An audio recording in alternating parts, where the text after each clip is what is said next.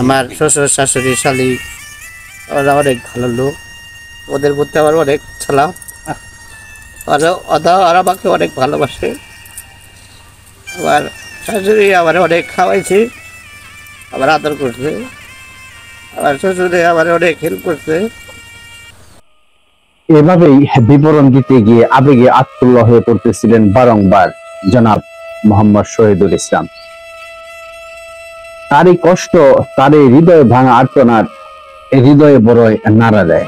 সবাই যখন তার স্ত্রী উর্মি এবং তার পরকীয়া প্রেমিক লুৎফর রহমানকে নিয়ে সবাই হৈ হুল্লোড়ে মেতে উঠেছিলেন, তখন তিনি ছুটে গিয়েছিলেন শ্বশুরের কাছে।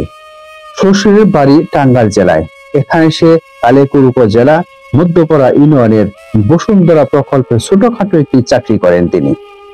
মেয়ের এই ঘটনা শোনার পর লজ্জায়, দুঃখ, কষ্টে এবং আবেগে জ্ঞান হারিয়ে ফেলে তিনি। মাথায় একটু জল ঢেলে একটু স্বস্তি করা হলে তারপরে চলে জামাই ও শ্বশুরের হৃদয় বিদারক এক মুহূর্ত। দেশের বাড়িতে শহীদুলের শাশুড়িও কিন্তু একই অবস্থা। তাই শাশুড়ির কাছে শ্বশুর যাবে, কিন্তু তার নাতিকে এখানে রাখবে না, তার নাতিকে সাথে নিয়ে যাবে। তাই আবার সেই টাঙ্গাইলের পথে যাত্রা দিলেন তার শ্বশুর। নাতিকে সাথে করে নিয়ে যাবে, আবার এই চাকরিরত অবস্থায় এসে নাতিকে সে পড়াশোনা করাবে এবং এই নাতিকে নিয়ে সে বাঁচতে চায়, এরকম একটি আশ্বাস দিয়ে যান তিনি। ছেলেকে নিয়ে তার শ্বশুর যখন টাঙ্গাইল চলে গেলেন, তারপরে আমরা জানতে চেয়েছিলাম শহীদুলের কাছে যে সেদিনকার সেই কালো রাতে কি ঘটেছিল এবং কিভাবে উর্মি সেই পরকীয়া প্রেমিককে শহীদুল ধরলো, তার একটি বিবরণ আপনাদের সামনে তুলে ধরার চেষ্টা করব। সে পর্যন্ত গাজীপুর স্টার নিউজের সাথেই থাকবেন এবং আপনার মতামত জানাবেন। একজন নিকৃষ্ট নারী হলে কিভাবে এই সাধারণ সহজ সরল মানুষটাকে ধোঁকা দিয়ে পরপুরুষের সাথে সেইভাবে পরকীয়া করে, শুনুন তার কথা। তো ভাই শহীদুল ইসলাম, আমি আপনাকে আজকে যে এই ঘটনাটি ঘটলো, এই ঘটনার জন্য সত্যি আমরা খুব মর্মাহত, দুঃখিত এবং দুঃখ ভারাক্রান্ত হৃদয়ে আপনার আমি দুটো কথা বলতে চাই। আসলে আমরা মানবিক দৃষ্টিকোণ থেকে একজন পুরুষ হিসাবে একটা মানুষের এই প্রশ্ন করাটা সত্যি খুব কষ্ট এবং বেদনাদায়ক। তো যেহেতু আসলে হয়ে গেছে, বাস্তবতা এটা সবারই মেনে নিতে হয়। বাস্তবতা বড় কঠিন জিনিস। সেই হিসাবে এখন আপনি একজন সে মেয়ে যদি বলে যে না আমি আসলে ভুল করছি, ভুল মানুষের মধ্যে হয়ে থাকে বললে, সেই মেয়ে বললে সেই মেয়ে বললে আমি আর এই জগতে আমার সম্ভব না, কারণ আমার ফ্যামিলি আছে। ভুল মানুষ একবার করে, আমি একবার ভুল করছিলাম, আমার আর ভুল করতে চাই না। আমি আর এই মেয়ে নিয়ে খাবো না, ঠিক আছে? এখন আমার আর কিছু বলার নাই, আমি আর এই মেয়ে নিয়ে চিন্তা ভাবনা করতে চাই না, আমার স্বপ্নও নাই। এই যে এই মেয়ে এসে যে অন্য একটা পুরুষের সাথে সম্পর্ক করছে, সেটা কি আপনি আগে থাকতে কোনোভাবে আন্দাজ করতে পেরেছিলেন?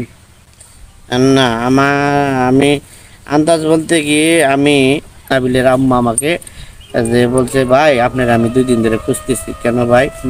যে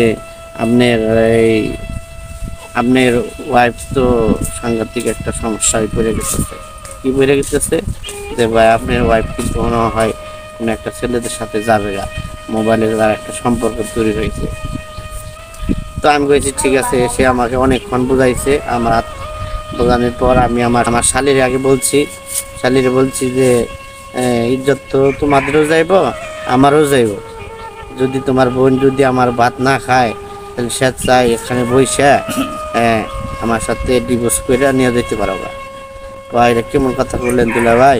আমরা কি বোন বয়ে দিয়ে দিছি আনতে, বোন ওইখানে মরবে, তারপরে লাশ হবে, তারপর কবর দিয়ে আসবে। ঠিক আছে, তাহলে বোনের এই ব্যাপারটা তুমি তো জানো যে মোবাইলটা দিয়ে অমুকের সাথে কার সাথে কি করে না করে। তো আপনি সরাসরি কি তারে কখনো বলছিলেন যে তুমি নাকি কারোর সাথে সম্পর্ক আছে তোমার, এরকম আমি শুনলাম, এরকম কি বলছিলেন কখনো? হ্যাঁ, এরকম আমি বলছি। প্রত্যুত্তরে সে কি বলছিল?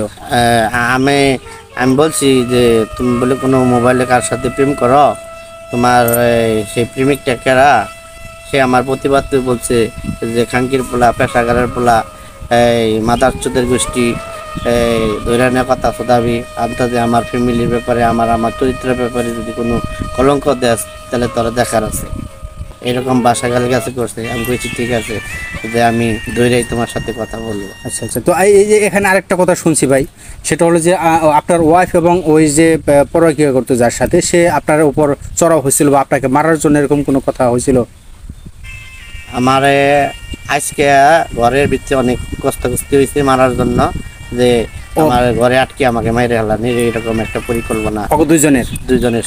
আচ্ছা, তো আপনি এরা যে আগে থাকতে ঘরে ছিল আপনি জানতেন না? না, আগে আমি ঘুমিয়ে গেছি গা। আচ্ছা আচ্ছা। ঘুমানোর পর আপনার এই 10টা 10:30টার সময় ঘুমাইতে শুয়ে পড়ছি। ঘুমানোর পর আমি জাস্ট 2টা বা 1:30 বাজে এরকম টাইমে, 1:30 কি হবে এরকম টাইমে আমি প্রস্রাবে ব্যাগ দিছে পরে আমি প্রস্রাব করবার উঠছি। আমার কাছে সন্দেহ তো ওই যে প্রেম করে মোবাইল, তারপর আগে দেখতে, তারপরে এরকম চাবি আছে 3টা চাবির মধ্যে একটা চাবি আমি আজকে 3 মাস যাবত পাই না। এটা কই, ওটা কিসের চাবি ছিল? মানে এই দরজা দিয়েই ঢুকে ওই রুমে যান যাইব। আমি কালকে 2 দিন আগে চাবিটা আমি পাইছি, এক ওয়াল কেবিনের এক চিপার ভিতরে রাখিয়ে দিয়েছিল। ওইখান থেকে আমি নিয়ে আমার এক জায়গায় থুইছি, ওইখানে ওই একটা চাবি আর রাখছি। আর আরেকটা চাবি আমি নিজে নিয়ে ঘুরি, আরেকটা চাবি বাসায় ওরে দিছি। এই জন্য ও নিজেকে সেফটির জন্য সন্ধ্যায় আজানদের সাথে সাথেই তারা দেয় রুমের ভিতরে থাকতো। কিন্তু আমার এলাকার মেয়েদের দেয় তো আমি খুব ভালো চরিত্রবান এবং সৎবান। এই 3-4 মাস যাবৎ এই 2টা চাবি ঘুমাই দিতেছি। লাস্ট 1:30টার সময় ঘুম থেকে জাগনা পাইছে, প্রস্রাবে ব্যাগ দিচ্ছে পরে আমি লাইট ধরাইছি, টর্চ লাইট ধরাইছি, মানে আমার একটা টর্চ লাইট আছে ওইটা ধরাইছি। ধরে প্রস্রাব করবার দামও চাবির মুহিকি আমার লক্ষ্য গেছে, দেখি আমার এখানে একটা চাবির ছোড়া পড়ে রয়েছে, আরেকটা চাবির ছোড়া নাই। তো নাই, চাবি কই গেল? স্বামী স্ত্রী যদি একই পাশাপাশি রুমে থাকি তাহলে তো চাবি তার স্বামী স্ত্রী দুটোটাই এক জায়গায় থাকলেই চলে, তাই না? তাহলে তো 2 রুমের দরকার পড়ে না, পরে মানে আমার কাছে থাকা মানে এক কথা, ওর কাছে থাকা মানে একই কথা। তাহলে আমি নিয়ে রাখি চাবি পাই না। পরে প্রস্তাব করলাম, না বাইরে আসলাম না, আমার ভিতরেই টয়লেট আছে। আচ্ছা আচ্ছা। তারপর ভিতরে টয়লেটে আমি চাবি পাই না দেখে আমি আইসা বারিন্দা এই লক করলাম, আস্তে করে দরজা লক করলাম ভিতরেরটা খুইলা। আমি বাইরে আমি করছি, কোনো বাজে পোলাহানের জুতা মুতা দেখি আছে কিনা। লুচ্চা তো জুতাও থাকতে পারে বাইরে, তো জুতা নাই। পরে আমি মনে করেন এই ও যে মোড়া রুমে থাকে, এই রুমের খিলটা আমি বাইরে থেকে মেরে দিলাম। আর আমার রুমের ভিতর থেকে আরেকটা দরজা আছে, ওই দরজাটা আমি রাগ করতেছি, উর্মি এই তুমি একটু উঠো তো কইনে। কয় কেন? আমি কই উর্মি উঠো, আমার খুবই সমস্যা হয়েছে, তুমি উঠো। আমি প্রায় আধা ঘন্টা প্রায় ডাকাডাকি করছি। ওই রুমের থেকে আমার অনেক খালি কাজ করছে, খাঙ্গের বলা মাদারস্রোত, আমার রুমে ডিস্টার্ব করস, মাদারস্রোতের গোষ্ঠী ভাষায় আমার গালিগালাজ করছে, যে গালিগালাজ করছে। আমি বলছি দেখো, তুমি যদি এখন দরজা যদি না খোলো তাহলে কিন্তু আমি উপর দিয়ে আসবো এবং আমার আত্মীয় স্বজন আনবো ডাক দিয়ে।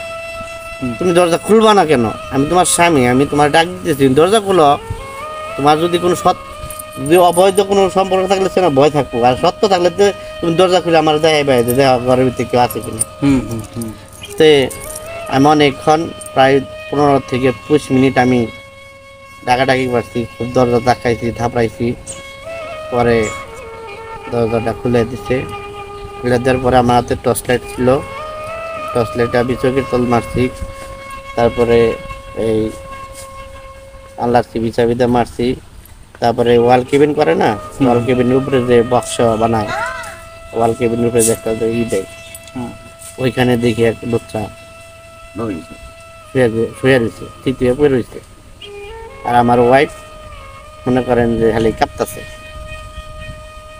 ঠিক আছে? আমার ওয়াইফ কাঁপতেছে আর বাচ্চা ওইখানে শুয়ে রয়েছে। পরে আমি একা তো, আমার তো একটা জানের একটা ভয় আছে, আর যদি আমার দাওয়া আছে, ছুরি আছে, ঘরের ভিতরে চাকু আছে, আমাকে একাটো করতে পারে, কারণ এর একটা জীবন মরণের একটা পরে ওই অবস্থায় আমি খালি উর্মিরে আমার ওয়াইফের আমি একটু ধাক্কা মেরে মানে ওয়াইফে আমার ধরছে মানে ধরে মানে থাকা তো ধরে লাগবো এইরকম ধরে লাগছে বুঝছেন, ধরে লাগছে পরে আমি ধাক্কা দিয়ে সইরা আমি ওই ঘরে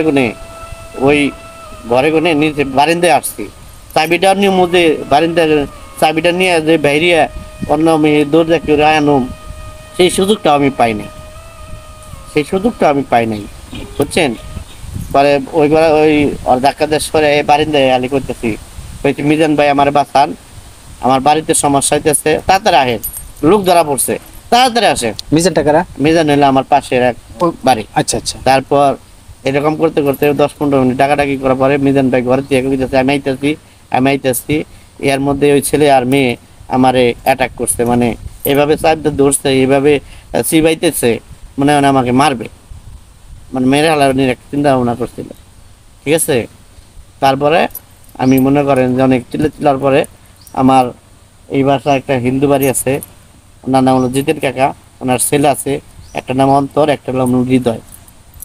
তখন অন্তর আর হৃদয় করছে কি আমার ডাকে ওই বাড়ির আমার চিল্লির কারণে মনে করছে টাকা দিতে, ওরা সবাই নাটি নেয় আইসা বসতে পরে আমি মনে করেন যে আইসা বসতে পরে আমার ওই মেয়ে, আমার ওয়াইফ আর আমার ওই লুচ্চায় ছেড়ে দিয়ে তারা রুমের ভিতরে তালা দিয়ে লাগছে,